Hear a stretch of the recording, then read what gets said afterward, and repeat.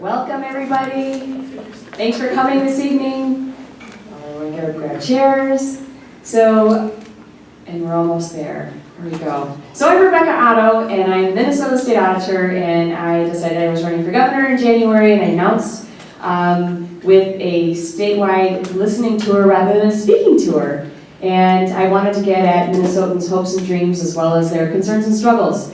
And I wanted to hold an education town hall this evening. It's a really important part of what we do in government, and it's always been an extraordinary asset for us as a state.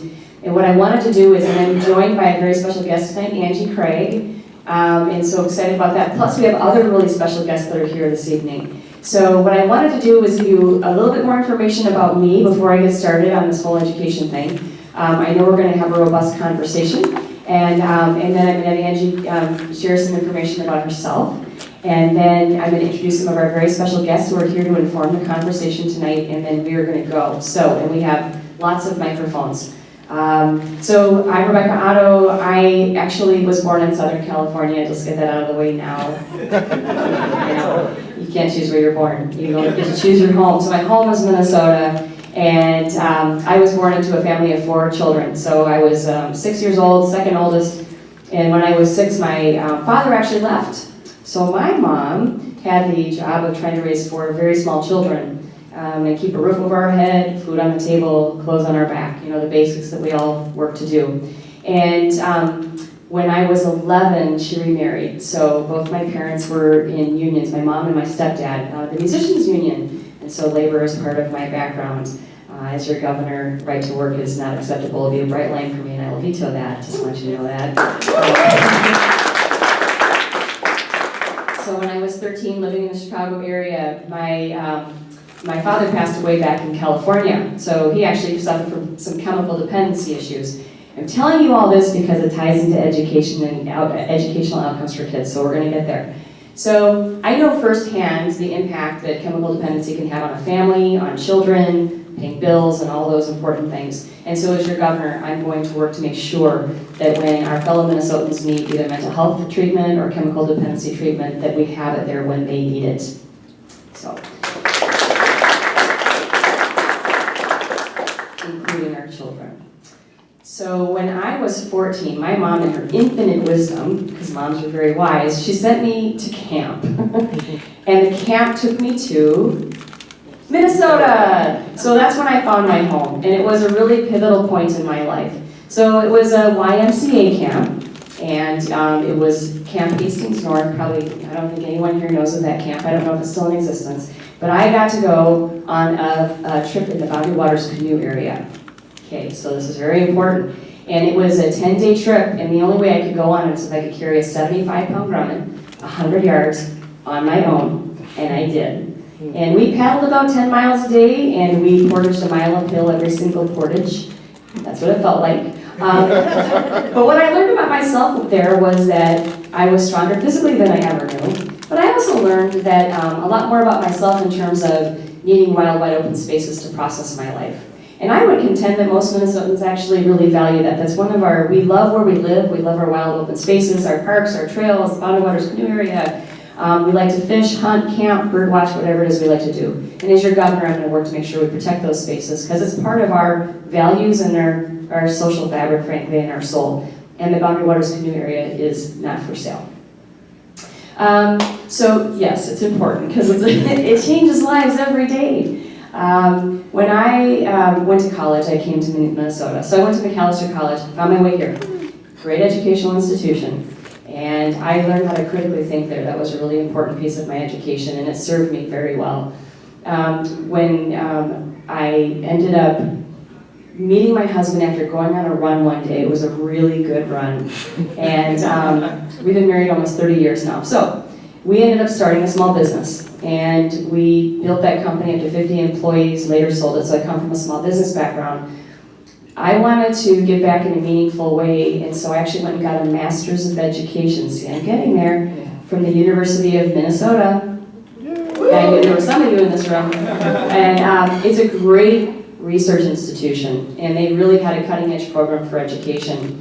And so I ended up teaching 7th grade life science for 5 years in the Mounds View schools. And yeah, I know, wow is right. And I always say that if you can teach 195 12 and 13-year-olds, you can do anything. Yes, yes. So, because they are a very special age, but I love them and I love working with them. They were really energetic and curious, which was really important. I taught science, and as governor, I will be an evidence-based governor in terms of policy and decision making. It's really important. Okay, so moving on. And then I wanted to go home and be home with our son. And I'm going to embarrass him for 1 second. He's wearing the red hat right there. And he's helping me out this evening. He did the sound. He's a technical theater person, and he also takes really great photographs. So wanted to be home with him. And so I got to be home, and I ended up getting involved in the schools. So the story continues. And I chaired a $52 million operating levy referendum for the Forest Lake schools. Not easy to get them passed in Forest Lake. And there's other communities where they're very difficult to get passed. This is going to be part of our topic of conversation this evening. They had rejected them in the past. We had an active campaign against our levy. We really, really needed it. And so what we did is we had a values conversation in our community without talking about party affiliation. And we talked about what we wanted for our kids. And so we were discussing, should we replace our buses every 7 years? And people were like, yeah, we don't want to put the kids on unsafe buses. That's not tenable. So we're like, okay, well, then we're not going to do that. Then it was, do our kindergartners get 3 days a week or 5 days a week? And we were only part-time at that point. People said, 3 days a week for kindergartners part-time, that's not good for the kids, and it's not good for the families. And so they rejected that and said, that's really not a good option. Another option, have the kids walk. So if they're a mile or less out, the problem in my area is 55-mile-an-hour roads, no sidewalks, no shoulders. And the community said, that's not an option either. So it was good. They rejected and said, no, we really do need this levy. We got that through, and they voted for me for school board. So I got to serve on the Forest Lake School Board. And I love my time there. I was asked to run for state representative. And I always said I'd never get into politics. We're almost to the end of this talk, but the education piece was, I was frustrated with the funding. Another conversation topic for tonight. Because it kind of does this, and it's frustrating. It's hard to keep teachers in the classroom and do those basics that we all need to focus on, making sure our kids are successful. And so I ran for the legislature, and it was in Michelle Bachman's Senate district. And so you might recall her. So anyway, but it was a fairly conservative area. And but I ran, and I ran hard. And I ran on bringing balance and reason back to the process and long-term financial planning, which to me is really important. That's what we should be doing in government, making sure we're using resources carefully. And so we ended up winning that race in a special election, February 11th of 2003, by 11 points. So, yes, and so I always try to focus in on what our values are. It's an important conversation to have. So I ended up being asked to run for state auditor by former state auditor Ernie Carlson. He thought I would do a really good job. And in this job, what we do is we oversee about $20 billion spent per year by local governments. And it's mostly cities, counties, towns, special service districts. We do a little bit of work with the schools, and unfortunately, it's when someone's misused funds or someone's taken funds. So it's not the fun work that we get to do. But we want to make sure in government that there's integrity and that people are handling the funds properly so that we can trust our government. It's really an important piece that we have together. We don't want anything disappearing. So we ran for that race. I talked to Mark Dayton, and he said, well, Rebecca, he said, you're in Otto, she's in Anderson. And he said, this is Minnesota. And I was like, really? So we ran, and we won by the largest margin against an incumbent in 112 years. So I love this job, I love this work, and I'm running for governor because I'm deeply concerned about a couple of things that I think are going to put us at a major disadvantage, especially our schools and those really important things government's supposed to be doing. I call it the politics of greed. It's the politics of unfettered greed. Our founders understood the dangers of it, and they put important protections into place to guard against it.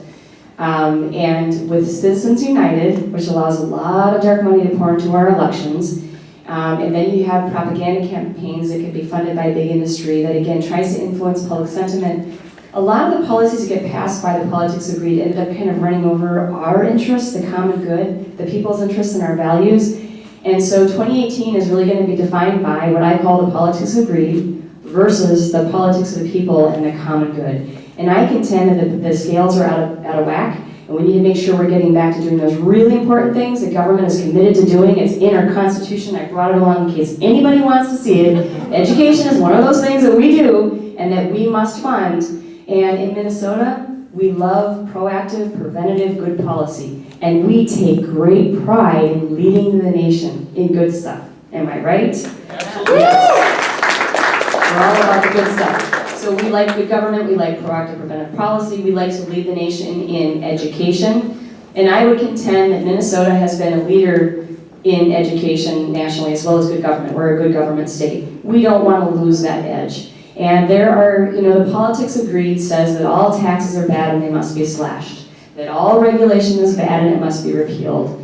That all government workers are bad and we must privatize. And that's our roads and our airports and our schools. Now, yeah, and as your governor, no public funds are going to private schools, period.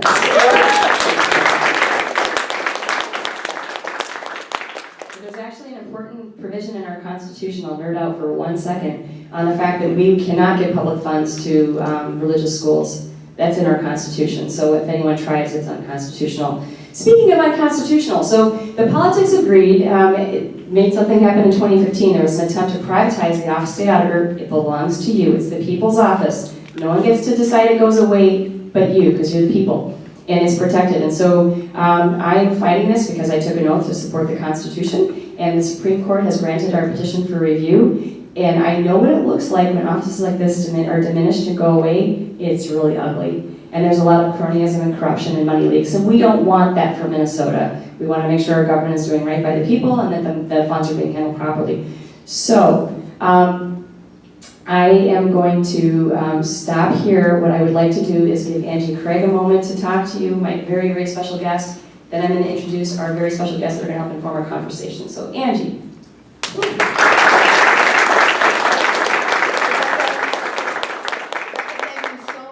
For inviting me here with you today. Obviously, there is an enormous state role in public education in Minnesota, but there's also a huge, huge impact from federal public policy as well. So let me start by just saying I am running for Congress in 2018. And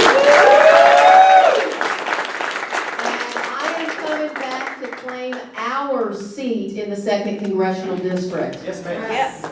So let me tell you a little bit about myself here, and then a little bit why this is so incredibly important to me.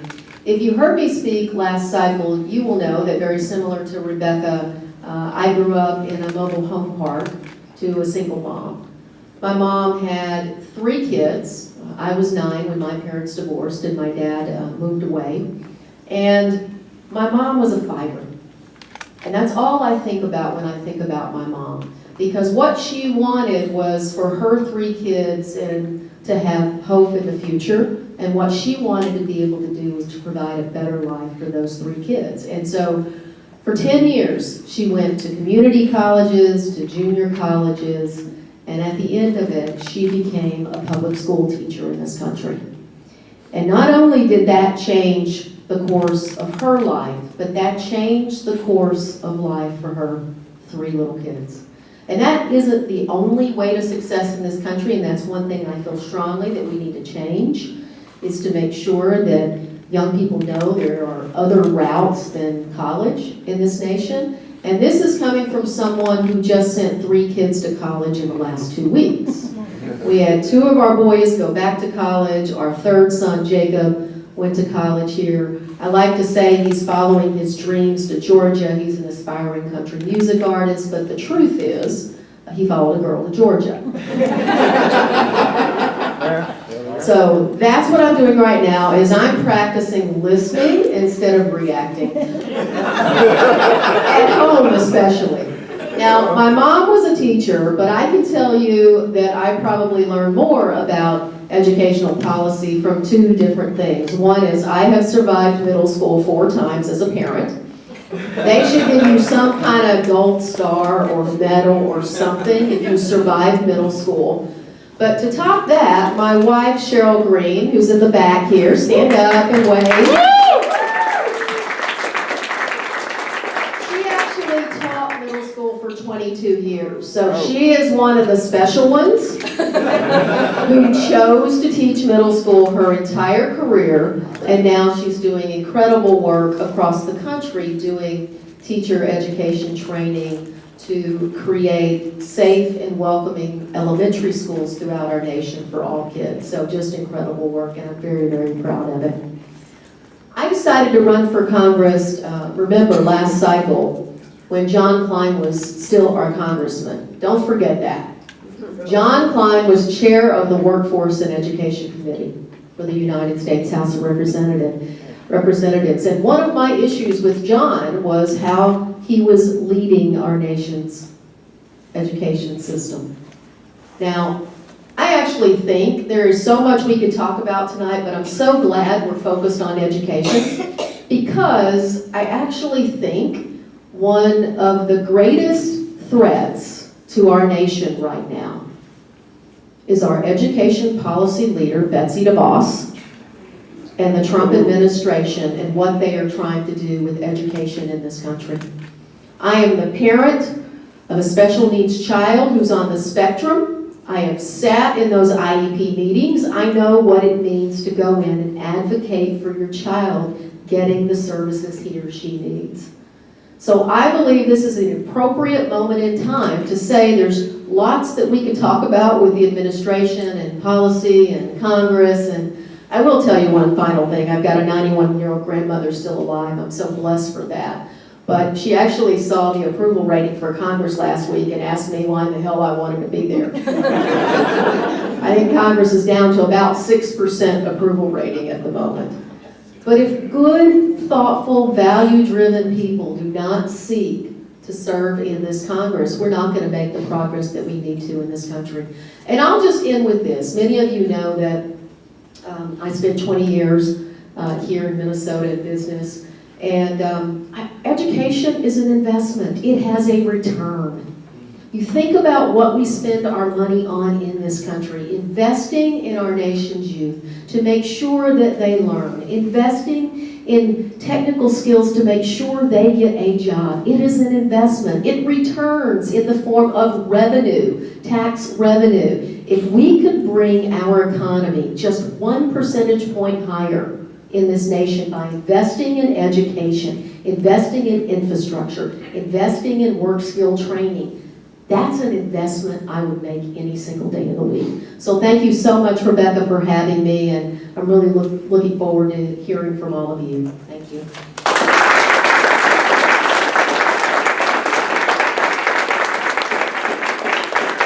Thank you, very inspiring. So here's the fun part about tonight. We've got some really amazing special dignitaries in the room who are going to help inform this conversation. Everybody's important tonight.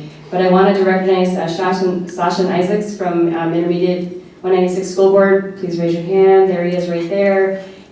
Former school board member Deborah Clark, raise your hand. I know she's got some wisdom. But we have State Senator Susan Kent. Please, there you go. Susan is not an endorsement. She's here to help inform the conversation.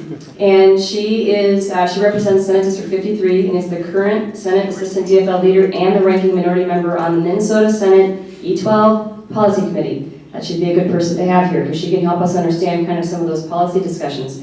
First elected in 2012, Senator Kent came to the legislature as a former small business owner with more than 20 years of professional experience in strategic marketing and media. She's been a longtime leader and volunteer in the community. She's founder of the Twin Cities East chapter of Mothers and More, a national nonprofit organization dedicated to improving the lives of mothers through support, education, and advocacy. And she's served in roles school district-wide with PTA, working groups, countless hours in district classrooms, so she's a good one.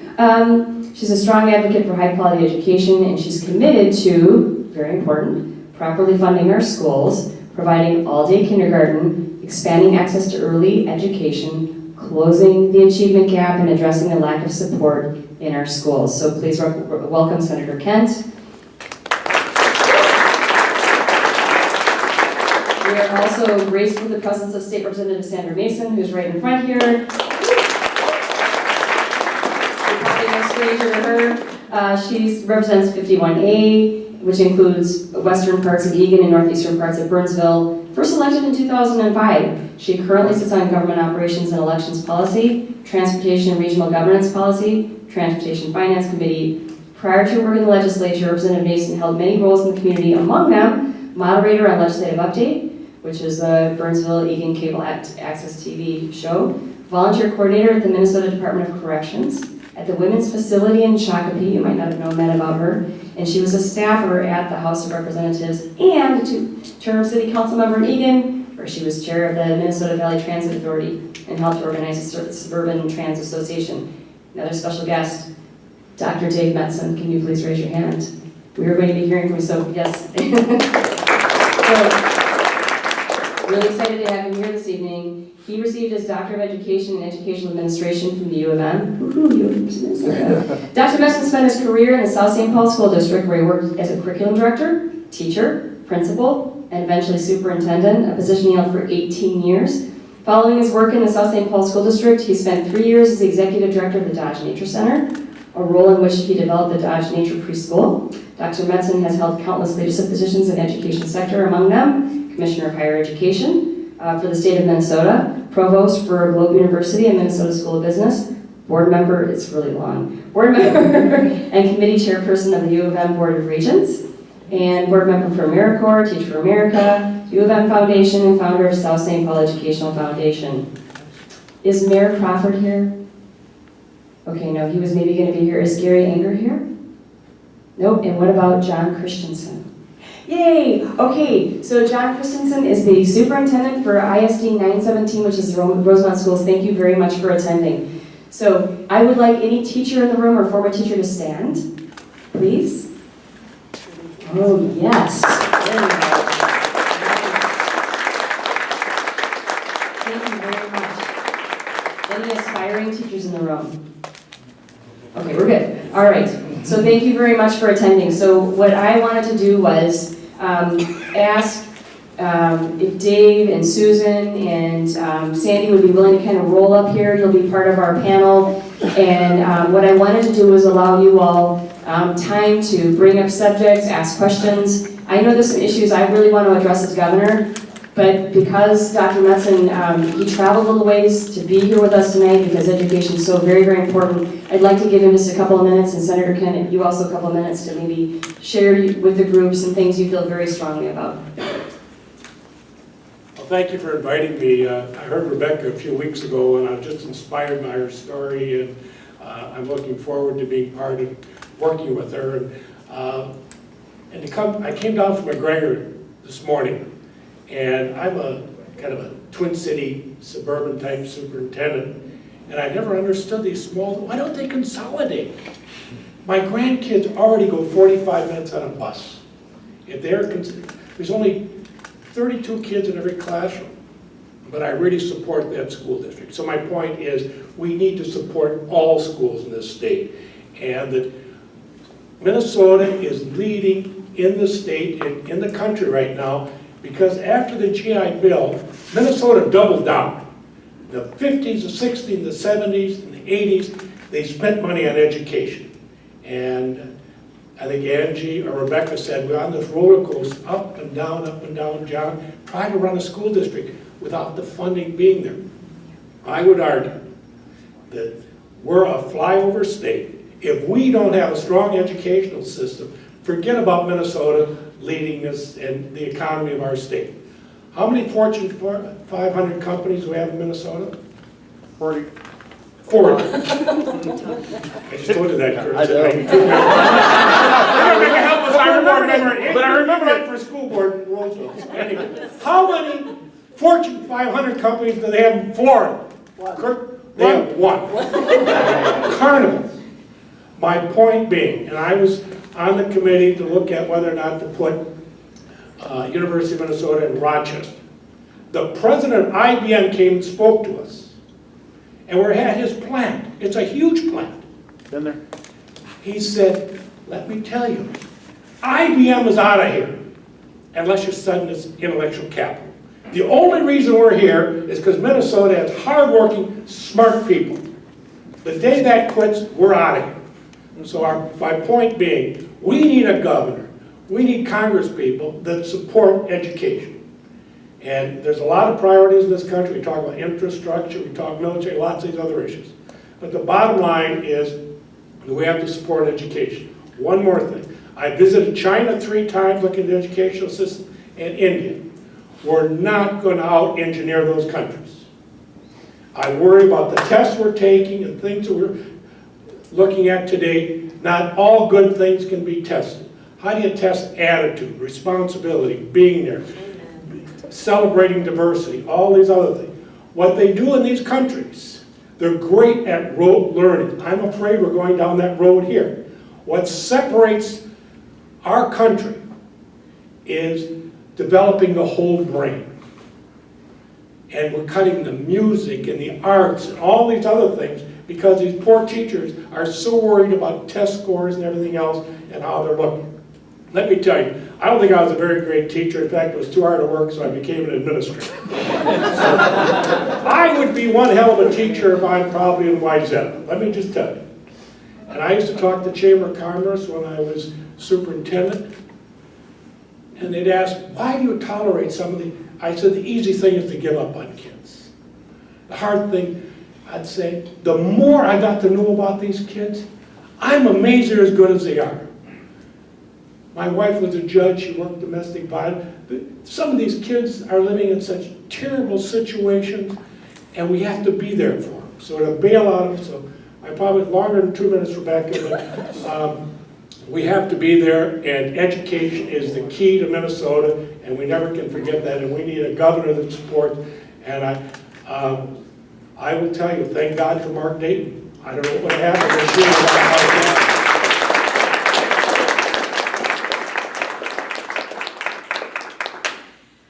Thank you all for being here, and thank you all for caring so much about our students, our kids, and the future of the state of Minnesota. I think that's something that you definitely see from all of us standing up here. Listening to Rebecca and Angie, and I've had the privilege of hearing their stories before, but we have some things in common. I'm also not originally from here, and this is relevant in this issue. I'm originally from the other end of the river. I'm from New Orleans. I was born and raised in New Orleans, and then I lived in Texas for 20 years. And what's interesting about those two states is that in New Orleans, there was no property tax, so there was no local skin in the game for school financing. And then I moved to Texas where there's still no income tax, and they're so proud of that fact. But it leads to this really very locally focused, property-rich districts have a lot of money in their schools, property-poor districts do not. And so you have this real patchwork quilt, and a federal judge ruled it unconstitutional, and they created something that's horrible called the Robin Hood Plan, and that's how they solved it. And so I had the good sense to marry a guy from Maplewood almost 30 years ago. And when we had and he's a 3M'er, which is relevant to the story and what we've been talking about tonight. So I met this nice 3M'er in Austin, Texas, it was over 30 years ago. And 30 years ago we came up here for the first time, which is when I found Minnesota. And it took us a while to make the move. We were in Austin with 3M for a long time, and then we moved back up here when our son was 2. And it was because we wanted to make the choice to raise our family here in Minnesota, and a big part of that was the quality of schools. Because I've seen how it doesn't work when you don't do it well. And we know that Minnesota historically has done it really well. And then we get up here and Tim Pawlenty starts gutting education funding. So I got real involved in my local schools, and one thing led to another, and be careful when you start going to lobby at the Hill, you could end up running for office. You never know what can happen. But it's been an absolute privilege to be able to really focus a lot on education in my 5 years in office. And one of the things I want to point out, 3M is in my district. 3M is in the process of selling their huge facility in Austin, Texas. They bought this land, they built this facility, it's enormous. Everybody always thought 3M might be leaving Minnesota and moving their headquarters down there. You know why they're not? Workforce. They've recommitted to Minnesota. They built a beautiful new R&D building because they need to attract new tech people into Minnesota. But they've recommitted to Minnesota because they know that Minnesota is committed to the things that matter to them in their future. So that's why it's important we keep doing it. I'm deeply concerned because the Republican legislature this past time just passed big tax cuts that over the next few years are going to expand, and we're going to be back in deficit situations, which means the legislature will not be able to do inflationary increases for education, which means we're going to be back in the position of school boards having to make really tough choices, including more and more local referenda. And I want to just, I'll use one more example in mind because I know my 2 minutes is up too. But I live in northern Woodbury, the northern edge of Woodbury, and I live literally right on the line between one school district, which is South Washington County Schools, and the other school district, which is North St. Paul, Maplewood, Oakdale. And it's that issue of some districts can pass referendums and some can't. And North St. Paul, Maplewood, Oakdale has had a really hard time. So you can think about a Woodbury neighborhood. I think everybody can imagine what those look like. All the houses look alike. They were all built at the same time by the same builder. But when you cross that line, property values are substantially different. And that's a problem because right in my very own neighborhood at the end of my street, you see the difference between a have district and a have not district. And that's not okay because that's not what Minnesota stands for. And I'm really grateful that everybody here is fighting for our kids and for our future. Thank you.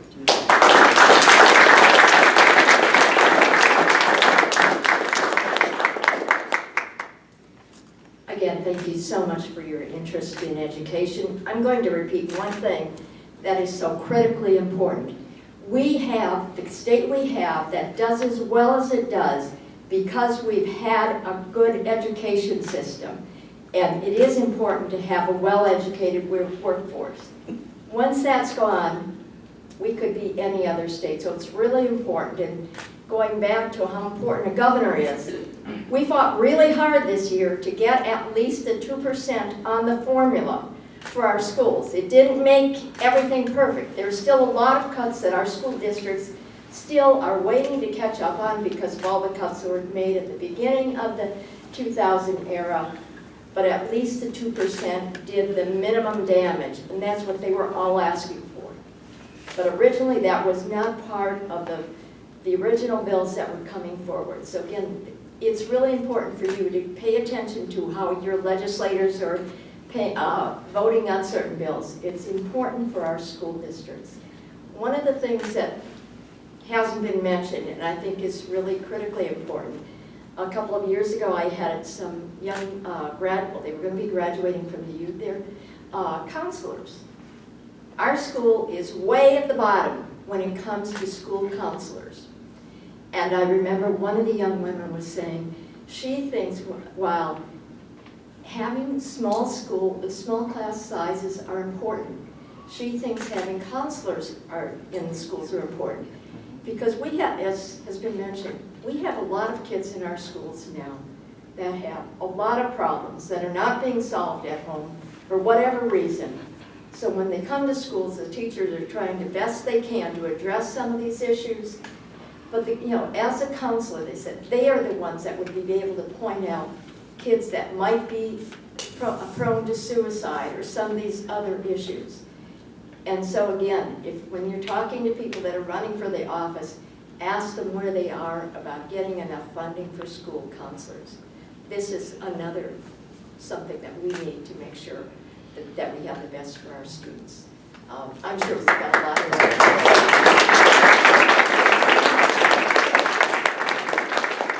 Do we have any school counselors in the room? Darn it. Darn it. No, there are more. Pass the bill. Yeah, I know. So that's really important because I will tell you, as I did a listening tour, I heard in many places around the state that teachers are seeing more children with behavioral health issues and mental health issues. And I had a second grade teacher up in Bemidji who didn't want to talk during our group. Actually, it was a huge gathering. It was a listening session. I found out 75% of them voted for Trump, that they were actually a fairly friendly crowd. The second grade teacher talked to me after with tears in her eyes, and she said, Rebecca, I love my children. I love my classroom. I love my job, but some of my children aren't healthy. And she said, I was never trained how to treat a child with schizophrenia or a child with depression. And she said, it scares me because I want them to do well. So, we know how to put food in their stomachs, right? We know how to feed them to make sure they don't have rumbling tummies.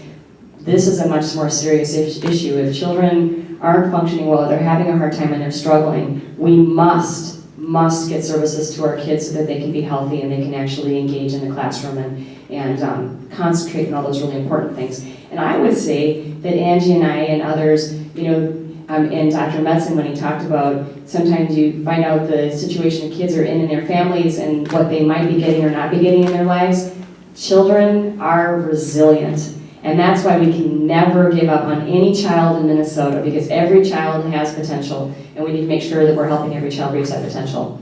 What I would like to do now for the fun part is to allow you all to kind of share with us what you're hoping, your concerns, and if you don't have anything, I've got more. So we have mics on either end, and we have great guests that can also help inform the conversation. Anybody want to bring something up you're concerned about, please. Would you like to go up to the microphone?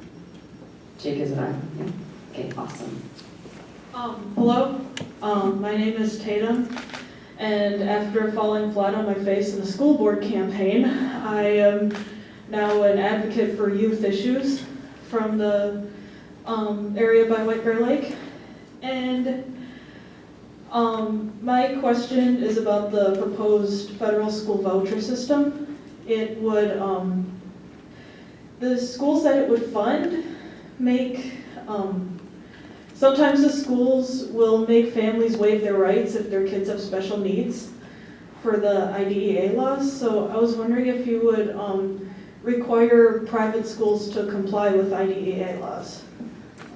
Well, I would just start by saying, most of you know that in the budget proposal this year by the Trump administration, he's proposing to reduce funding to education by 14%. But somehow we are going to add a couple of $1 billion in vouchers for both private and parochial school funding. So this is, I think, one of the major challenges coming down the pike for public schools in this nation. And if you come back to this entire philosophy, this is what Betsy DeVos did in Michigan, right? This is what she did. This is what her foundation did. And if you look objectively, because I actually went today with an open mind saying, I'm going to go look up what happened in Michigan. Now I knew the damn answer, but I wanted to go see it again for myself, because we do tend to get distracted by all the different issues coming out of Washington right now. And there is no objective evidence that those charter schools and those parochial schools that the kids took the vouchers and went to are performing any better than public schools. And they're weakening the public schools in those communities. We're talking about places like Detroit. Okay, so there is absolutely no objective evidence that this is a successful strategy.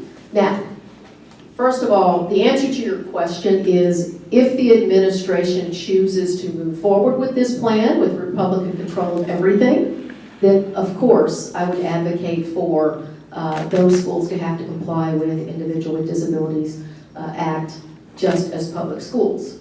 But I fight the premise that this is even an acceptable practice to begin with. And I would fight every single day to make sure that no money is taken from our public school system, and in fact, advocate and fight to make sure additional funding. Again, this is an investment in Minnesota. You talked just a minute ago about the Fortune 500 companies in Minnesota. And yes, it's a product of K through 12, but yes, it's also a product of Minnesota's history and funding for higher education. The research facilities that existed in Minnesota, the University of Minnesota, are the reason that the company I worked for 12 years existed, St. Jude, because it started in a little garage in Northfield, and then they partnered with a surgeon who figured out how to help them do it. So if we stop investing in higher ed and research in this nation, we are really stopping the entrepreneurial spirit of America, and we're stopping our greatest asset, and that's innovation, entrepreneurship, creativity. Let me just talk about higher ed for just a second. That it's just amazing the correlation between how much the state funds MNSCU and the University of Minnesota and the tuition increase. When I was at the university many years ago, early 60s, the state paid half. Now, the University of Minnesota, only 21% of the money comes. Tell you what a fraud I am. I ran and had to go to the legislature running for the Board of Regents. And one of the things I come from South St. Paul, blue-collar community. I said, if I'm on the Board of Regents, we're going to make that place affordable.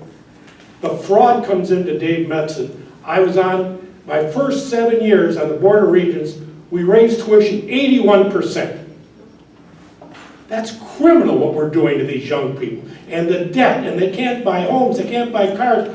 We have to start looking at funding and reducing and having the legislature pony up and give Minsky more money and the University of Minnesota. I want to pick up what Angie said.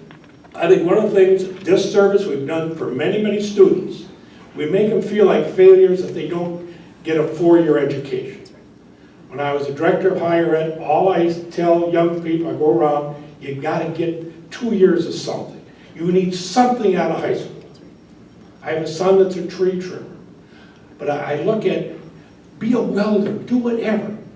But you can't just, but we have to make it affordable. And for these kids, I'm going back, it just kills me, the debt that these people are taking on. So, anyway, that's my higher ed piece.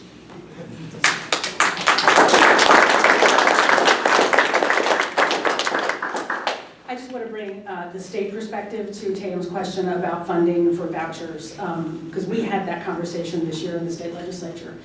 We had 2 different types of proposals for vouchers, and then also a neo-voucher contribution to some sort of nonprofit organization, which was a voucher nonetheless. And I just want to say real quickly, because it wraps into some of the things we've been talking about, that's when I realized so clearly that if we do not elect a DFLer to governor in 2018, we are Wisconsin.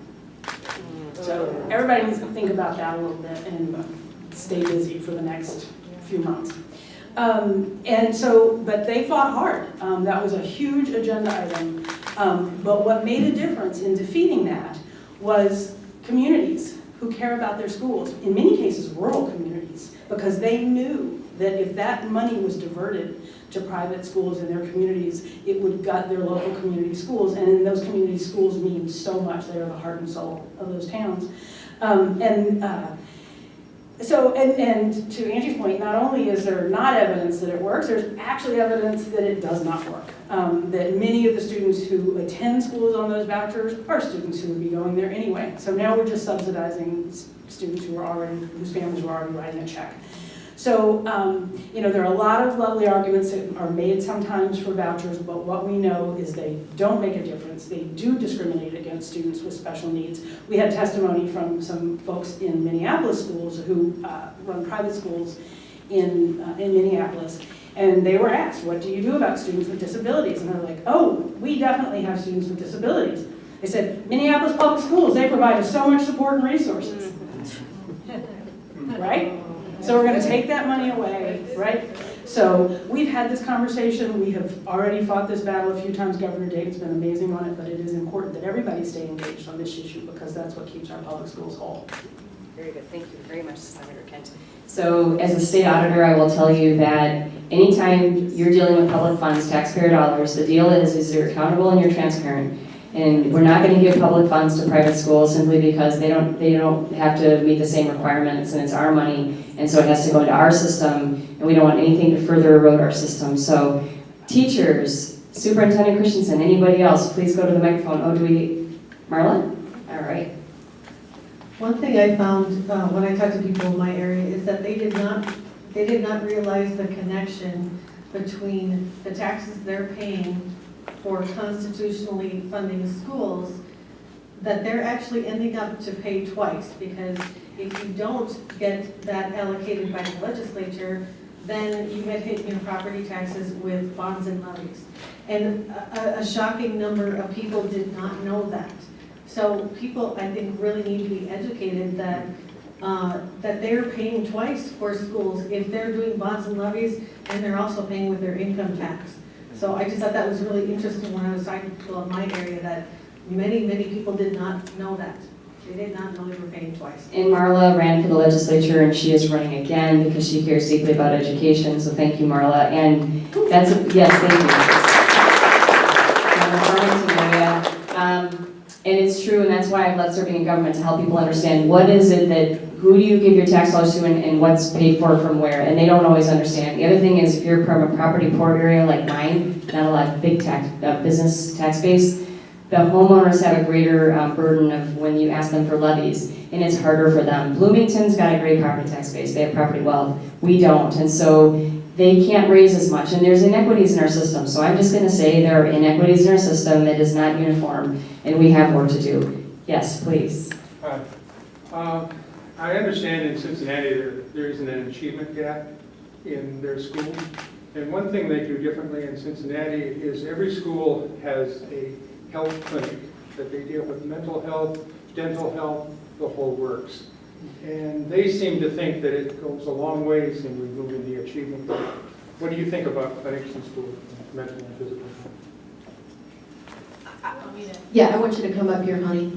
So we have another expert in the room. Sorry, Cheryl actually did training in the Cincinnati School District with what you're talking about. So she's got some firsthand experience from the Cincinnati School Yeah, District. they actually have a really great system, and it's about educating the whole child, and they have dentists and primary care physicians, eye doctors, all within the school system, within the school. So they have K-8 settings that provide all the services, mental health facilities,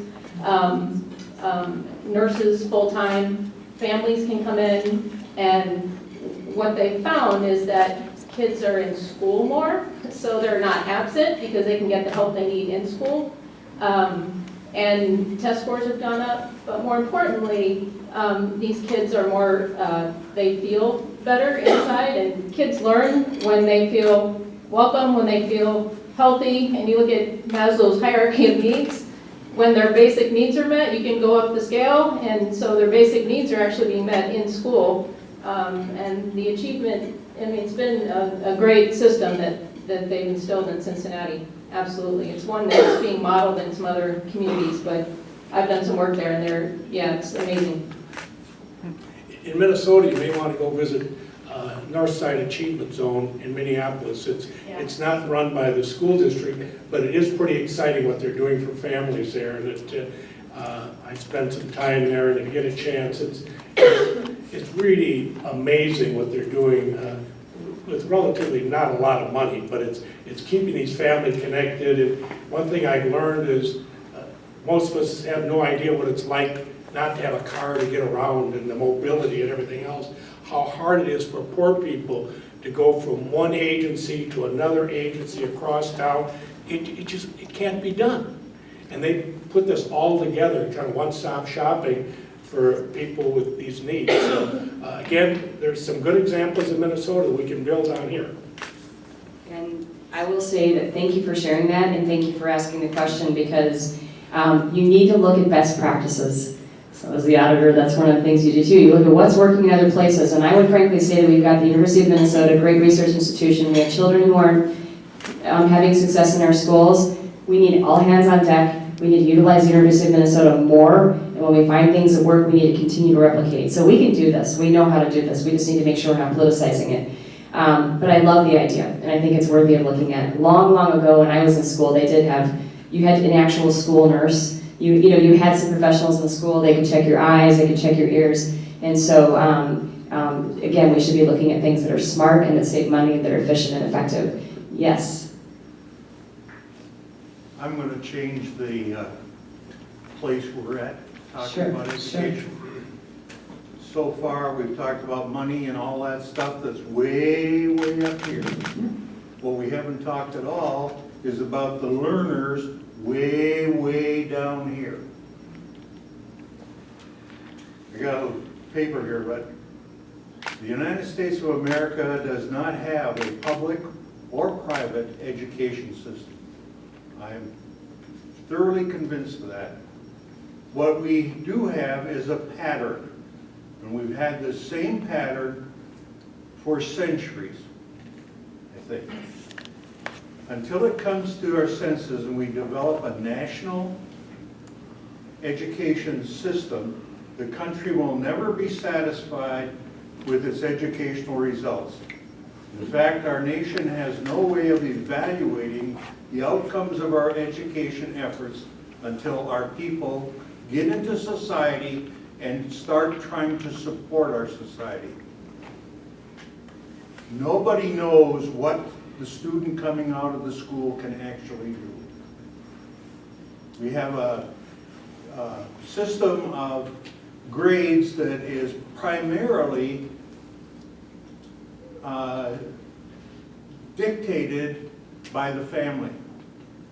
you, if you are a teacher, you cannot grade a student lower than kind of the norm.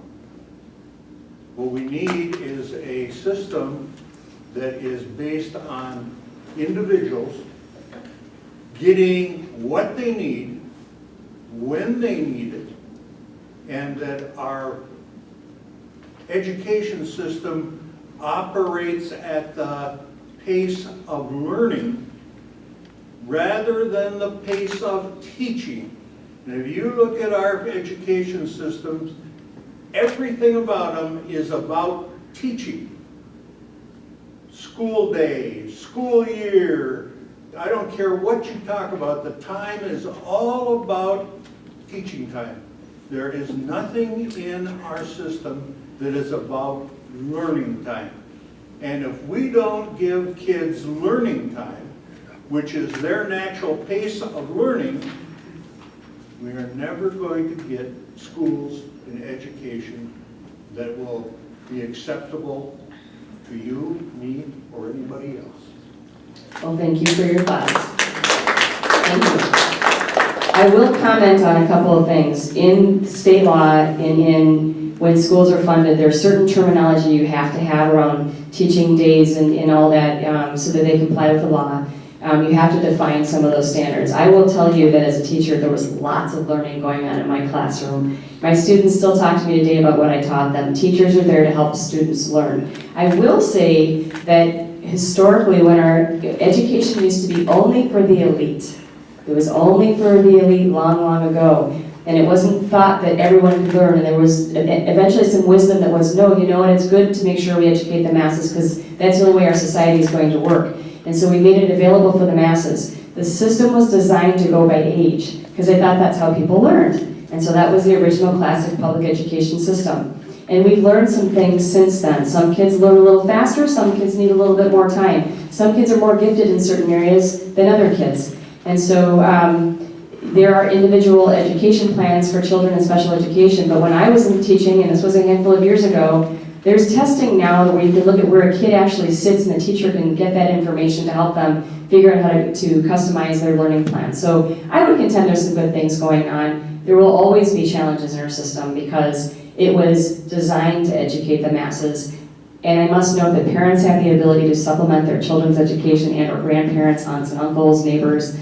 And so we all do this thing called education together. And although imperfect, I would take it any day over not having a public education system. Yes? Well, I think we know that we still have some issues of racism in this country. And I know that the black community is very supportive of the voucher system. I think in part because we don't really have state funding of education in this state. Quality of education very much depends on the wealth of the community that you live in. And I'm just kind of wondering how you address that discrepancy. Well, I would say, one, that it shouldn't matter what your zip code is in Minnesota, that your zip code should not determine the quality of your education. So this property wealth versus the property poor areas, my area, Forest Lake, is considered kind of a property poor. We don't have a lot of business tax base. And so that comes in, there's some aid that the state gives that is supposed to fill in that gap so that whether you live in one place that has a lot of property wealth versus another, that it's a level playing field.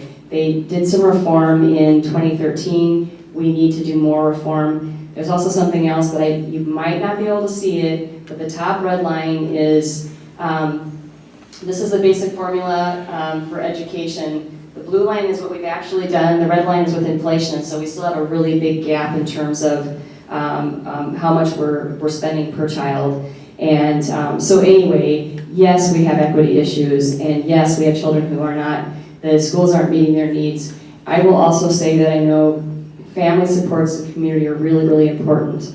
Down in Austin, Minnesota, the Hormel Institute has been generous, and they've done some really neat things for that community. They have quite a few people in poverty that are transit in their ESL, and they've had great success. The kids have had great success with learning outcomes because they've been able to provide some supports to the family that have been really meaningful. But we don't all have the Hormel Foundation in our backyard to help put in some of those important pieces for the families. But as governor for myself, it's important that all of our children in Minnesota succeed and that they all have that opportunity. We do know why some kids don't succeed. We know what the risk factors are, poverty, single parent family, chemical addiction, mental health, there's lots of things, but we also know some of the things that are present when kids are successful. And so we have to focus on that and continue to fight this fight. But when we have children who are suffering from PTSD, depression, schizophrenia, whatever it may be, drug addiction, it starts young. That's where we have to focus our efforts as well. And up in Bemidji, it's near one of the reservations, and I met with a whole big group up there. And everybody there is all hands on deck trying to help the kids be successful. And there's a nonprofit that brings kids that are coming from sometimes poverty and broken families to show them the opportunity that's out there, trying and introducing the employers and trying to help them see a bridge to the future so we don't have this intergenerational poverty that keeps playing out. So there's things we absolutely must do and we can continue to improve, and I'm committed to that as governor. Yeah, I just want to add, because I really see this as the role of the federal government. You can't help where you grow up if you're a young person in this country. And my views on federal policy for education funding really were born by my first job right out of college. I was a reporter for the Commercial Appeal newspaper in Memphis, Tennessee. And for 1 year, I documented the flight of white individuals out of Memphis to the suburbs and what happened over time with the struggles of education funding in a community. And for me, that is the role of the federal government. If a community needs additional funding, that's the role of the federal government. If you don't have the tax base to support a good school, it is unconscionable. Even in Minnesota, when you drive out to some of our schools out here in the suburbs and to see what we have access to in the classroom, what we have access to on the athletic fields. And I am as big a football fan as anybody, but it is unconscionable some of the schools in this state, the access those kids have to the same facilities. That is the role of the federal government in this country. And again, if there was any evidence that voucher programs were working in this country, we would have to take a look at that, but there is none, and it's weakening public schools at the same time. Can I jump in, please? And I want to go back to what I was saying with my experience growing up in New Orleans, because that's exactly what happened. Once in New Orleans, because it's a long-time French community, had a lot of religious schools anyway, relatively low participation in public schools, and with desegregation, it was just obliterated. And so that's why I have such a passionate commitment to public education, working for as many of our students as it possibly can, and that we can't just walk away from that. And I do want to just counter a little bit to your point. Yes, there have definitely been some members of the African American community in Minneapolis and around the metro area who have supported the vouchers. I would not say that it's all of them by any stretch of the imagination. I think it's probably the majority of people of color support our public schools and want to make sure that we're supporting them adequately. But the achievement gap is a huge challenge in Minnesota. And that's something, like I said, coming from another part of the country where they don't do education as well, and yet they don't have the achievement gap that we have. That has just infuriated me in a way that, we've just got to do better. But we have made progress, and I think it's important that we remember that. Under Governor Dayton and with the DFL-led legislature, we created something, and this gets in the weeds, so I'll keep it quick, but it's called the World's Best Workforce. And what we did was we identified 5 major indicators of student success. And a huge part of that is the achievement gap. It's also being ready for kindergarten. It's being able to read at 3rd grade. It's making sure that our kids are graduating. It's making sure that they're graduating college and career ready, both, not necessarily one or the other. And it takes a while to implement these things, and as a parent who's been involved in my kids' schools, that's always frustrated me because every year we lose for a kid, that's not okay. But we are making progress. Our school districts are getting better at focusing on these fundamentals. They are getting better at reporting them in a way that they're being accountable to their communities, and that there's better engagement on that information so that everybody can participate in it. But we definitely still have a lot of work to do. I'd just like to say that, the kids of poverty need it the most have the least. That I work with a group, we fund after-school activities in the inner city. It's amazing what they ask for. They're wearing jerseys 15 years old. They haven't had new uniforms. They don't have helmets. And I don't mean to be picky on Wayzata, but the beautiful football stadiums and everything else. And what do we have for the inner city kids? They want to come out there, at least have decent uniforms and not be embarrassed. But I was a challenge for all of us. We heard about New Orleans. When I was at the Office of Higher Ed, they asked me to fly down to New Orleans to hear some of the creative things that are happening. I said, what the hell is all this about? Minnesota going to New Orleans. But Jim Collins in his book, From Good to Great, the problem we have, my friends, is that we're good. When you're good, it's hard to get to great. We have to challenge ourselves. I went down to New Orleans. They're doing some exciting, they are so low on every measurable scale that they're willing to try things. So we have to look at this state. If we're going to go forward, we can't sit with the status quo, pat ourselves on the back, how great we're doing. We're in the top 5 in every category, no question about it. But if we're going to stay there, we're going to have to be creative, we're going to have to do things differently. The school year is way too short. Art Rolnick told me something. He's probably the person that pushed preschool more than anybody else in the state. I introduced him once, and I was talking about preschool. He said, Dave, you got it wrong again. I said, what's wrong?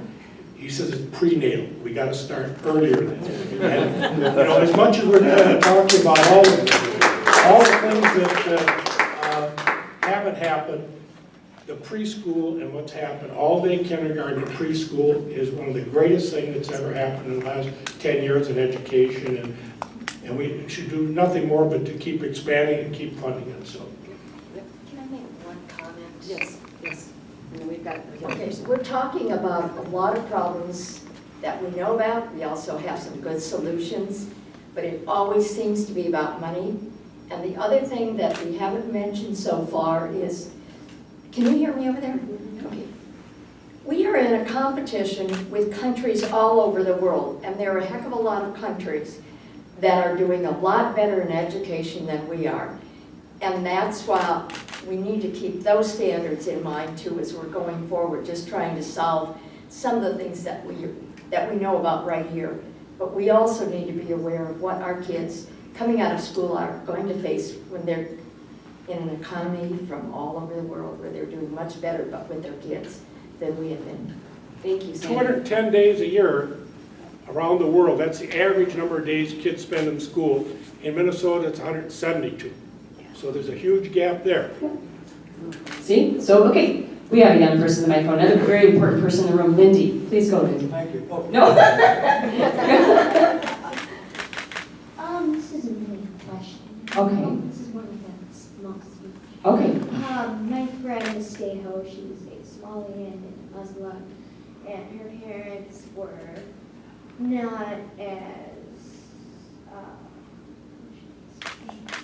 not as equipped as others, and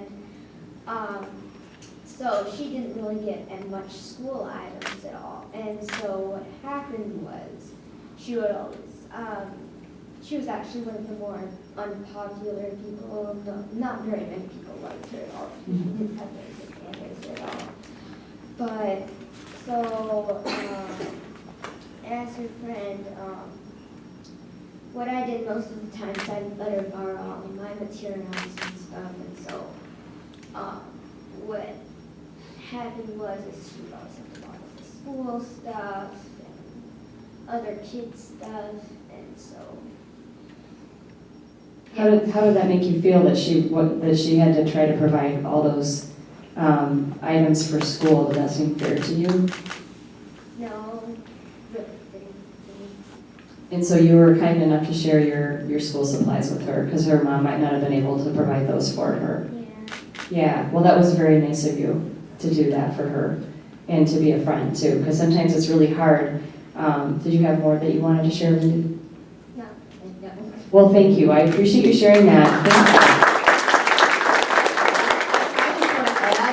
Now you all know why I asked Lindy to be my chief kid advisor for this election cycle.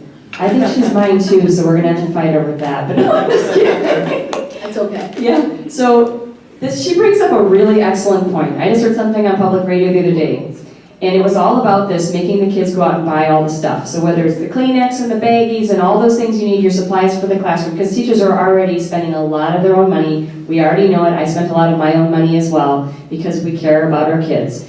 And so we're making people go out and spend retail. Going out retail and buying all this stuff. Why in the world doesn't the legislature appropriate just a little bit more and get it at wholesale? So we're again burdening families with something they really shouldn't have to be, and you're creating have and have-nots. And when I was a teacher, we had a child who was homeless, and at one point before that, they didn't have electricity or water. He didn't have clothes. We saw it as teachers. What did we do? With our own money, we set up a warm fund. And the warm fund, we very quietly went out and bought backpacks, t-shirts, some pants for him, some shoes, so that he didn't have to be embarrassed. And I think she said, it's kind of embarrassing. Kids might ostracize you when you're a little bit different. And so that's not an easy way to start school. And so thank you for your kindness. That probably has made a big difference for your friend. Yes. Let me lower this. Oh. Yes, young man, ask your question. More than a question, I have a comment. It sounds like we have a sharing problem across the country when it comes to education. It sounds like with all the differences with how much money and how much it's a state issue apparently, education, and it just sounds like with all the comments that we have a sharing issue. And I think that during the campaigns, the other side have no issues with shaming Democrats, whether it's about spending money, like where are we going to get all the money? And I think it's time that, obviously I have just a comment, it's not a question, but maybe during the campaigns we should do a little shaming. And I'm one of the kids that, I came from a mother, a single mom of 4, but she passed away when I was 9 and she was only 40, and she was a very strong woman. And so education didn't mean anything to me because I was getting bounced around all over. And I ended up out in California and then back to Minnesota in the foster system. And I had great teachers wherever I went. I was in Floodwood, I was in Elbrook, I was all over Duluth, and I chose to be a runner, not running until later, but I ran from foster homes. So I ended up as a street kid and then emancipated from the welfare system when I was only 15. And education really never meant anything to me until I just was trying to help raise kids when I was in my 30s. And that's when I started to pay attention to what teachers go through and what they try to do. And, we need to shame them because education's the #1 issue, probably in the world. And then that's all I have. Thank you very much. I'm just going to editorialize.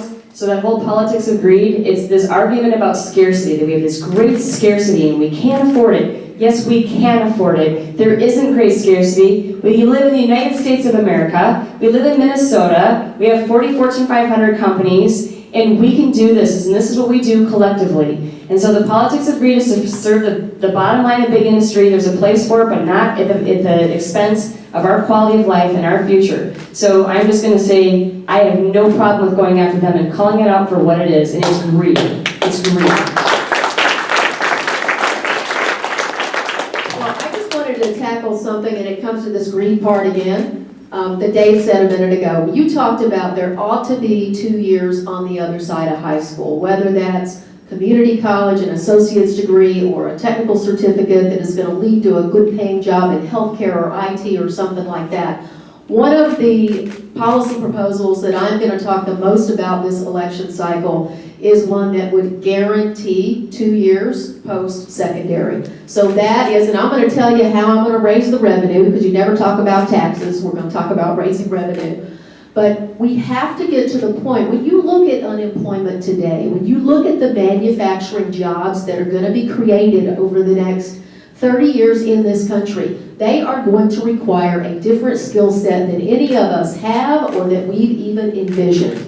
And if we don't align that technical degree, that technical training, that certificate with the industries that are coming in this country, America is not going to be competitive, not with China, not with Malaysia. Malaysia is investing in 4-year degrees for their post-secondary students right now. We have got to wake up here in this country. And I'll tell you how we raise the revenue, coming back to the greed part. You know the Buffett rule? Yes. Yeah.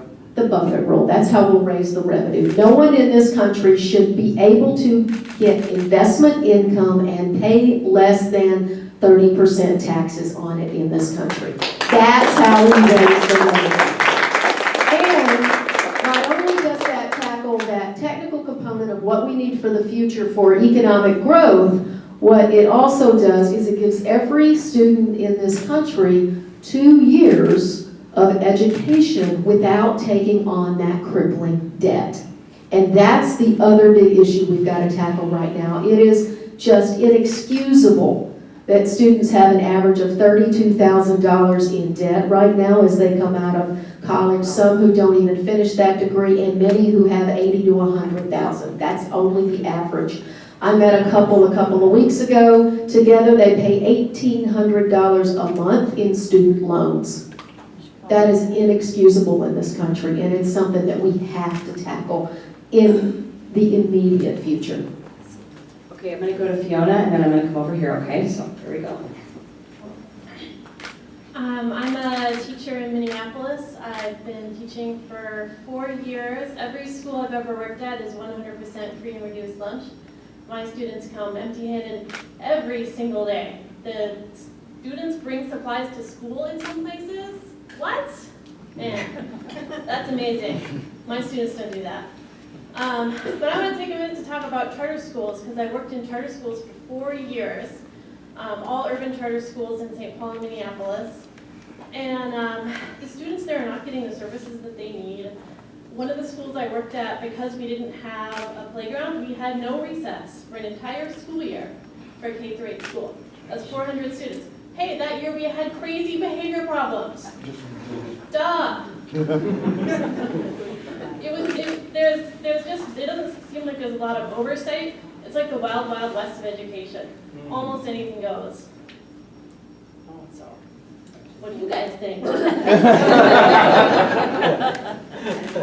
We think we want to buy your school supplies. I'll take them. School starts on Monday. Susan, and then we'll Fiona, I think it was. Yes, you're right. And it's an issue that we keep dancing around. I mean, you know, Minnesota was a real innovator in the issue of charter schools, and a lot of good things have come out of our charter school programs and opportunities and hardworking professionals. But there are some fundamental funding mechanisms that are problematic. It usually has to do with like the space, and it just trickles down into everything.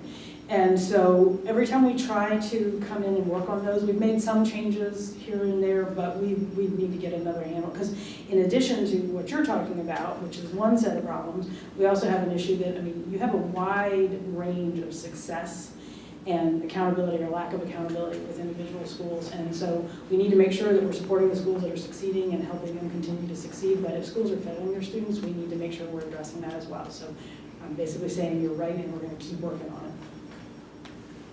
I just want to add, just to acknowledge it, I know we all know this, but we have asked teachers in this country to do almost the impossible for very little pay and very little recognition. And I'm the parent of 4 boys, so, oh God, I'm sure they hated me. But really, we are very demanding of our teachers. We don't tell them thank you enough. And all these policy things that we're talking about here today at the state level, at the federal level, just thank you for what you do every day.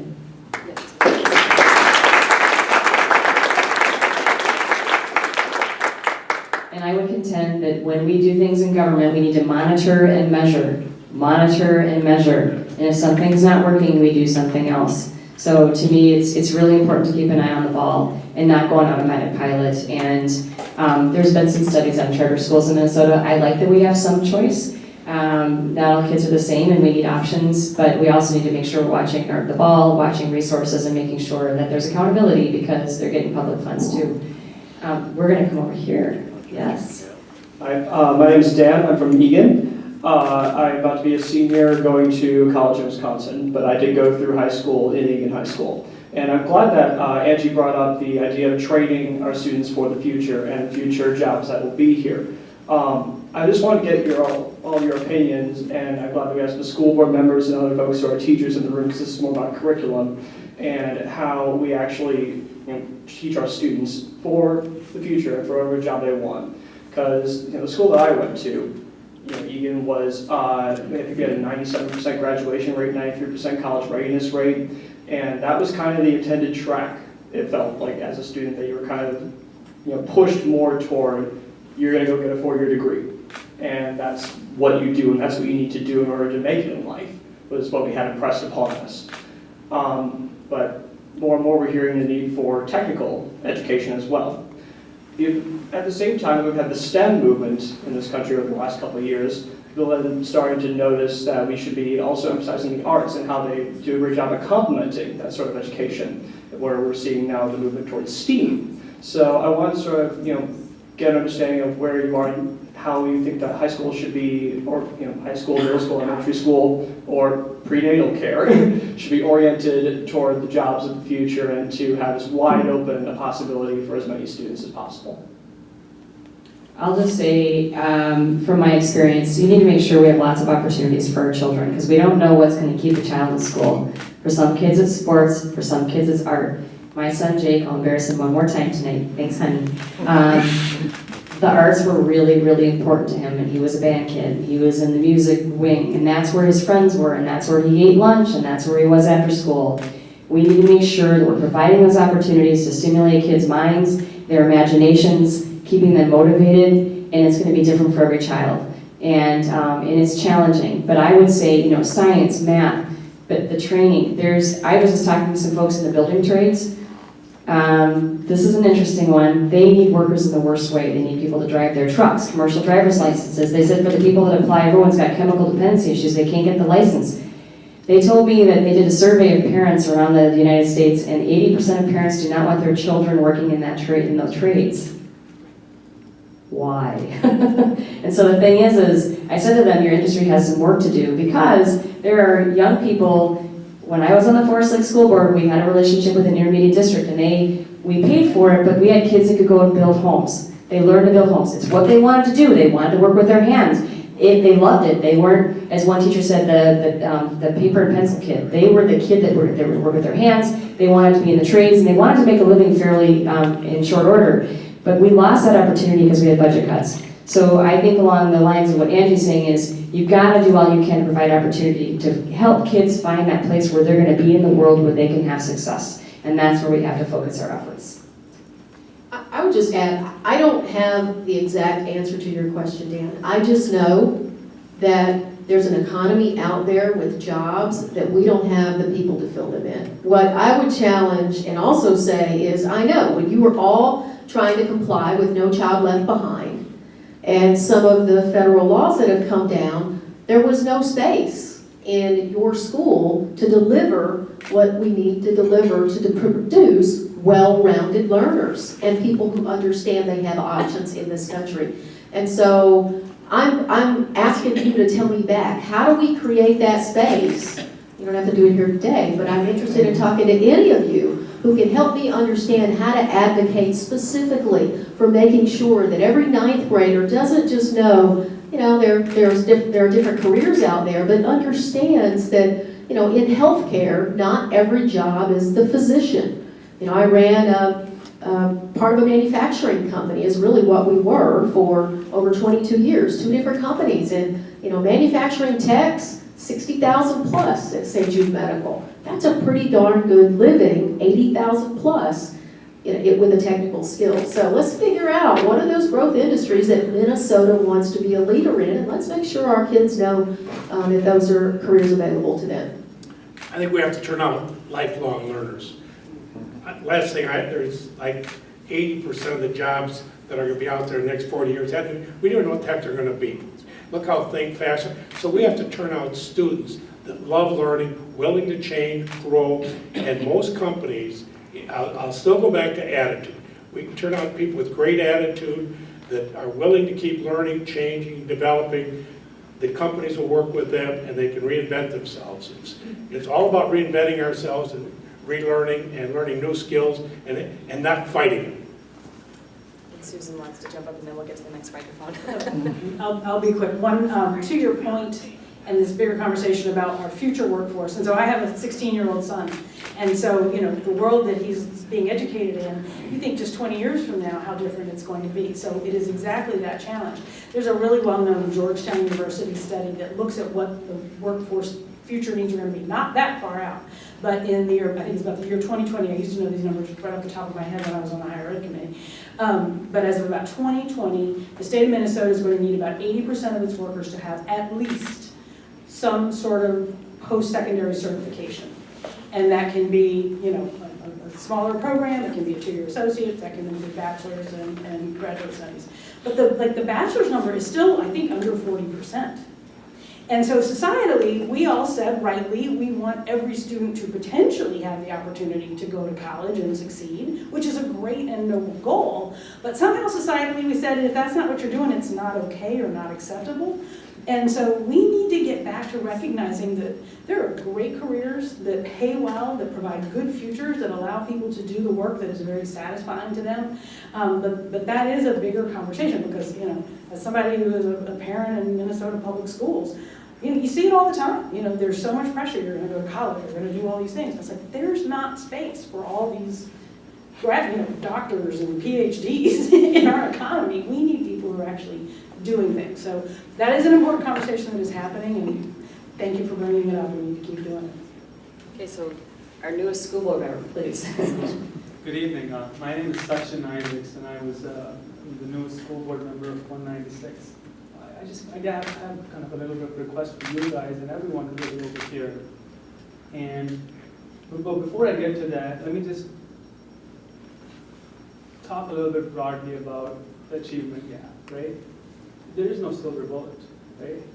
Food insecurity is 25% in our communities. People who are disproportionately impacted by that are kids, right?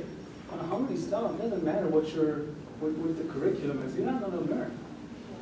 You think about disproportionality in terms of identification of black kids and kids of color who are suspended for the same behavior a white kid would not be suspended for. 10 times as likely. If you're not in the class, you're not going to learn.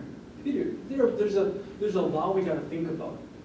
But really, what made me take a few steps here to talk was Lindy, right? We all need a little Lindy in our lives.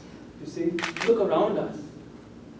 I just didn't get brown because I came back from Mexico. This is my skin tone, and there aren't a whole lot of me here, right? For us to get these people in office, we need inclusivity.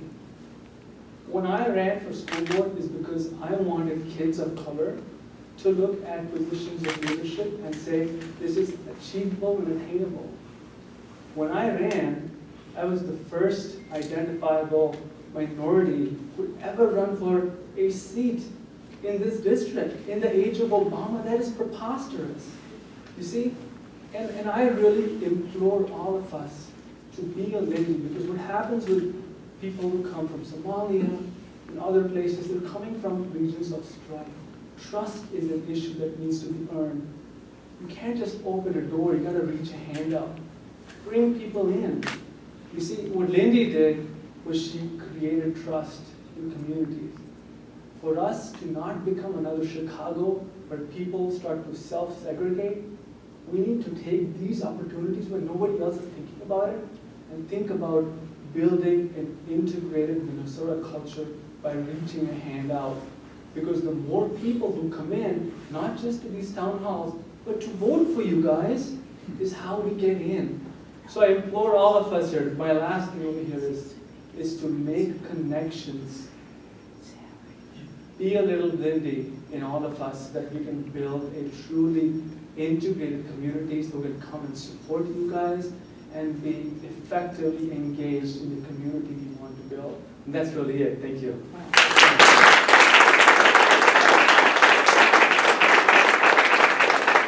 I think that we've created the next bumper sticker. We need a little Lindy. I think you're the Lieutenant Governor. Yeah. What do you say, Lindy?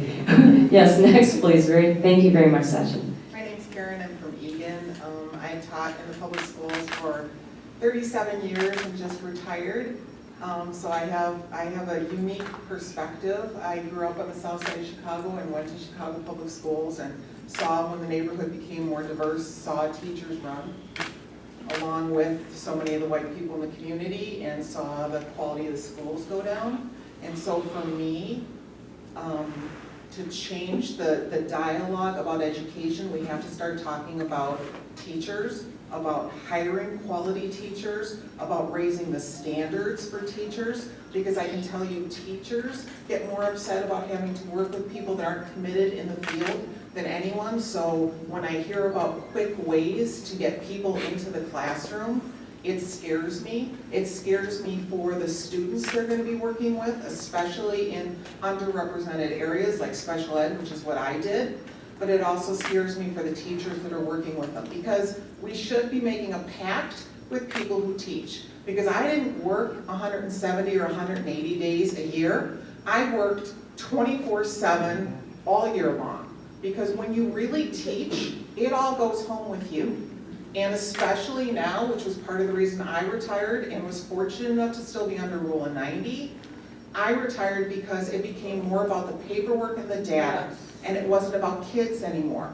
It was like we lost our value system and tried to clump kids in all kinds of different categories. And especially teaching special ed, there was so much emphasis on paperwork and data, and that wasn't anything to do with why I went into education, and nothing to do with what the families and kids expected that were sitting in front of me every day. So until we raise the standards and expectations and start treating teachers with the respect they deserve, we don't need thank yous, we don't need apples, use school supplies. But what we need is a guaranteed pension. We need to know that we're going to be paid what we're worth.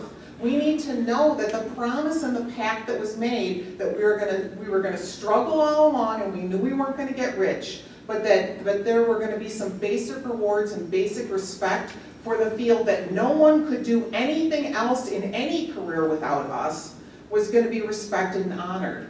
So know that every time there's a legislative decision, I want you to think, how does this impact teachers? Because when you have unhappy teachers, when you have teachers that are overworked and overstressed because they're not doing the thing they love and that they're passionate about, which is working with the kids, you're destroying the education system. And how are you going to attract new teachers? Because if you notice, no one in here was going into education. When I used to try and encourage my students, their standard line was, why would anybody in their right mind want to deal with everything you have to deal with? So we have to really change the dialogue about education and really make teaching an honorable, respected thing. Because when you look at foreign countries and the ones that are doing the best, those are the ones where they have the highest standards for teachers and they treat them with the utmost of dignity.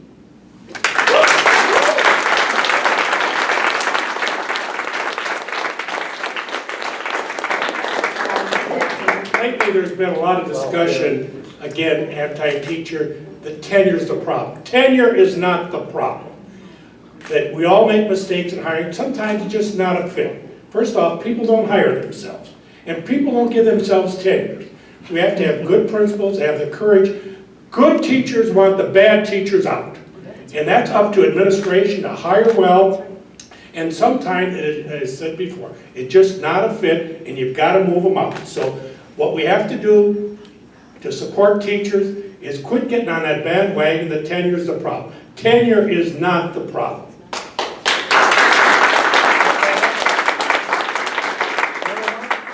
I just want to respond to the comment about teachers not getting respect. And I cannot tell you how many times I've heard that. And it's usually from people who have immigrated to this country, whether they're from India or Ethiopia or whatever. They just do not understand why we do not treat teachers in this country with respect. And so I'm asking all of you to take this on personally. I mean, I don't understand, and these are the people that are teaching our children, our future, and yet we're not willing to pay them what they're worth, and we're not treating them with the dignity that they deserve. And that's huge. And then getting back to what we did this year in the legislature, again, I didn't vote for it. Again, we were dealing with certification of teachers, and I think the way it went this year, it is possible now to be a teacher in this state, never get certified.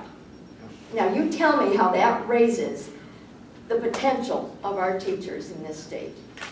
So again, it needs all of you paying attention to the bills that are going through, but that went through this year. Yes, and as governor, I will champion teachers and public employees because we have a lot of good people out there that are doing the good work. And when I got my Master's of Education with you, one of the great professors I had before I left said, I want to tell you guys a little something. They might not treat you real well out there. And you may be demonized by legislators and disrespected. But it's a great profession, so don't let it get you down. They might not pay you that much either. But see, I was in a master's program and all of us had been in another profession and we all wanted to give back. And so we had made money and we were ready to really dig in and give. And so it's thank yous and apples, but it's also publicly saying regularly, aren't we lucky? And I would say that every single person in this room has a teacher who made a huge impact on their lives, that changed something for you, and we all have to remember that. So I would love to engage with you now that you're retired on other things we may be able to do to really help honor this profession. And frankly, a lot of people don't want to go into it because of how you're treated. And that, my friends, is going to be a really big problem for us, and it already is. So we have some important community conversations to have around our values in Minnesota, and I value educators. Yes, please, next. Thank you. I work for one of those high-tech knowledge worker Fortune 500 companies that we are so proud of. Most of my colleagues were not educated in Minnesota. I doubt that many of my colleagues will be educated in Minnesota. I feel that train's left the station. What I encourage you all is to treat education as a basic human right and make it available affordably for every child in Minnesota.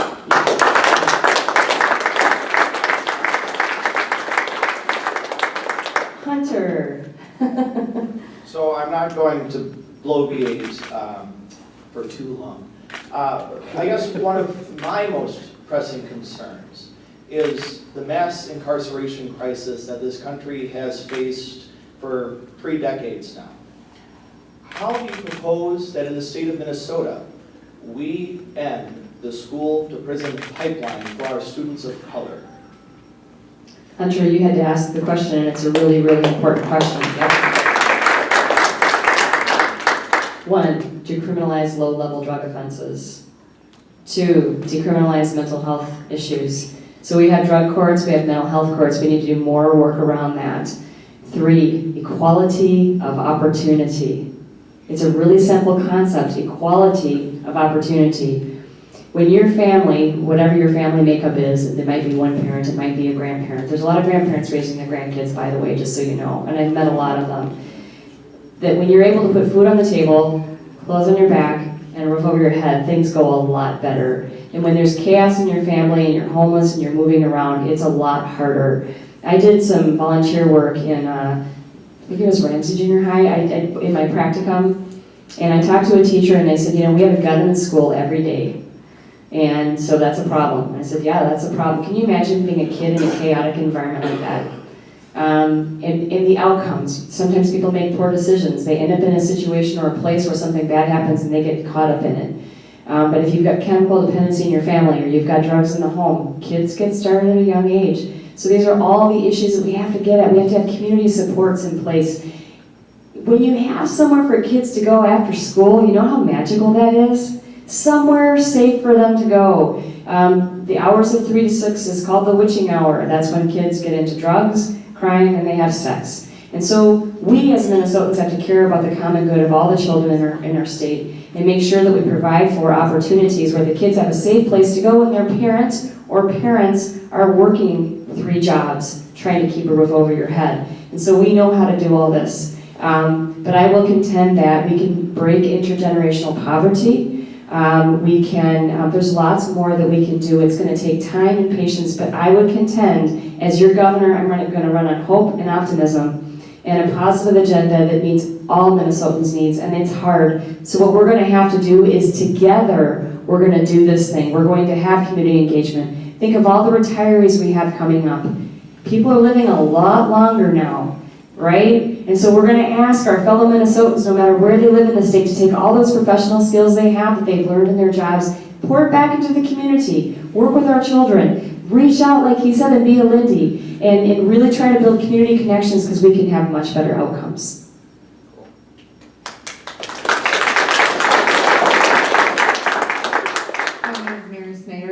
I work in District School District 196. I've been teaching kindergarten for 20 years.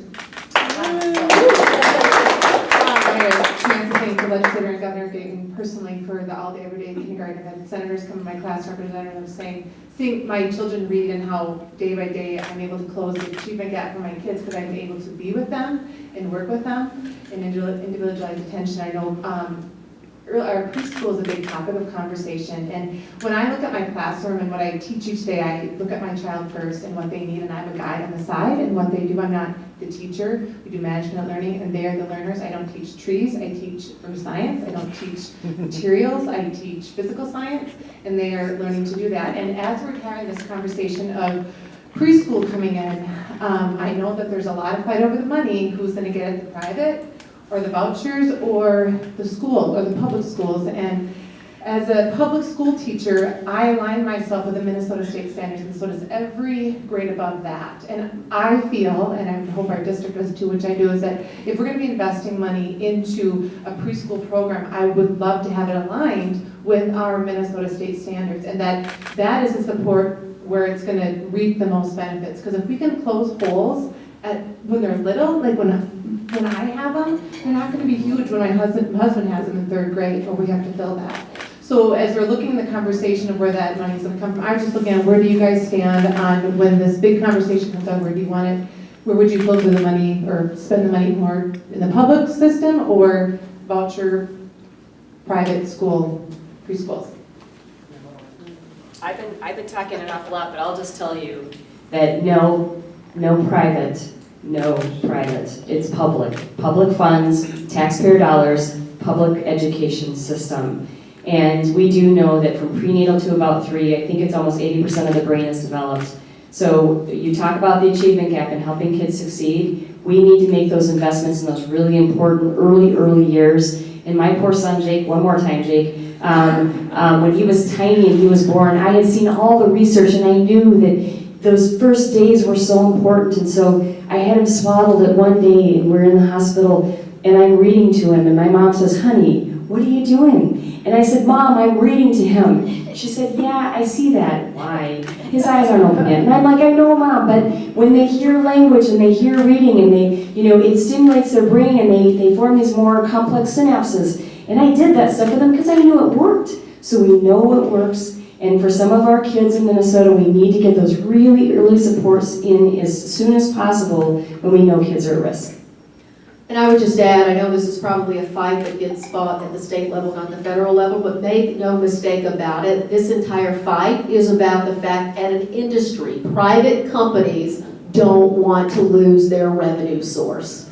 This is not about children, so just remember that as you're evaluating this fight. So a little bit of perspective on where this has been in Minnesota. And part of it is that we have not had an early education infrastructure in our public schools. Most people are sending their schools to the local daycare or parents' day out at the church or whatever. And so when we saw such disparities in our youngest kids, and let's be clear, the achievement gap shows up in research at the age of 2. So, the earlier we can do this, I'm all on board with this prenatal discussion. But in order to start to make up some of those disparities, that's where the early scholarships is what it's been called, was started. But that's not a long-term sustainable solution. You know, I mean, that's a Band-Aid that should be short-term, but what we need to be doing is building, you know, a solid, long-term early learning program. The governor has been so courageous in fighting for that, but he got such resistance from the Republican House that what we ended up doing was sort of backfilling with some public resources through the public school systems, knowing that what we're doing is ultimately building toward it. It's just, you know, without support, we can't do it all at once. But, you know, that is ultimately, you know, we just really know that that is the best, and I think that the statistics are that for every dollar you spend on early childhood learning, you save 17 down the line. What better can we do?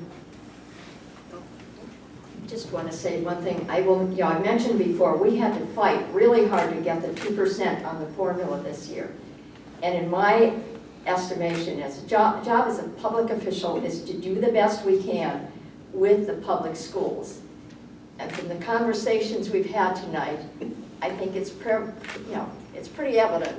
We've got a long ways to go before we can even say we've got our public schools that are serving the communities the way we like. So that to me is what our short-term goal is just to do the best for our public schools with our public funds. I'm interrupting Sandy because what I want to tell you is what we need to do to change education in this country is win elections. That's what we have to do. Win elections.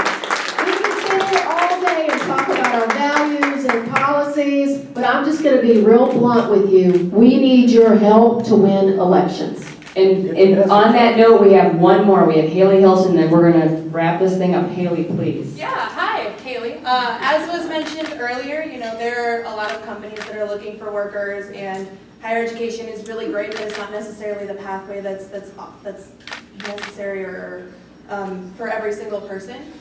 You know, I'm a Teamster, and we have a lot of companies that we have members at where they are looking for workers to the point where they are offering to pay their way through truck driving school. They are offering bonuses to employees who are able to bring people in. So what can we do as far as government goes to prepare children to know all of their options and to know that there are other options besides higher education, which in some cases can put people as much as like 70 grand in debt. To know that there are good paying jobs still available out there, and what can we do to kind of get rid of this anger that is starting to occur between blue collar and other jobs about this condescending attitude towards like truck drivers, warehouse workers, janitors. What can we do to make sure that we can try to alleviate some of that? Well, Angie's pretty fired up right now. Go Angie. I'm so fired up. Haley, I'm so fired up, but I love you and the Teamsters, so there you go. Thank you. Look, you know, I think we have to figure out how to integrate the knowledge in a more deep, appropriate way into our high schools, among our high school students, of what your options are, just so we know. And I'm exaggerating, and I don't know if I really believe. Angie, no, let me tell you the really good news. What's that? Are you ready? So here's the great news. There's programs around the state, and they all have different names. They're bringing employers in from the communities. They're introducing the kids. They're taking them to the businesses. They're showing them what it's about. In fact, St. Paul, get this. We have 2 high school kids, and they're minorities, who are in Minnesota Housing Finance Agency. It's a board I serve on, and they're doing office work. They're learning about what we do in this agency. We're like a big bank. So there's all these great programs with different names around the state, including Bemidji, where they're connecting the kids to the employers, and we're showing them, like, you could do this, you could do this, you could drive a truck, you could build homes. And so the good news is my mom told me one important lesson, which I would love to close with if you're okay.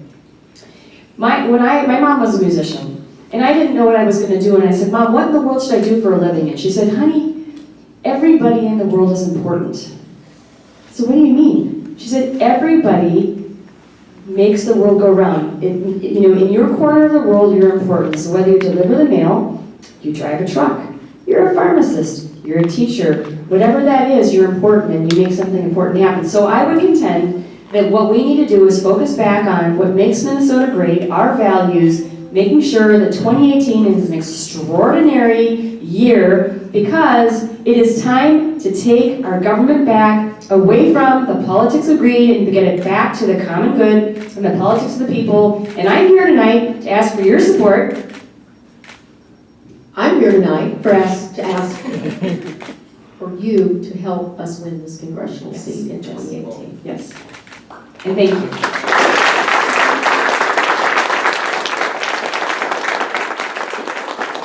Thank you to all of our special guests, and to Dr. Metzen, Senator Kent, Representative Masin, and by the way, we have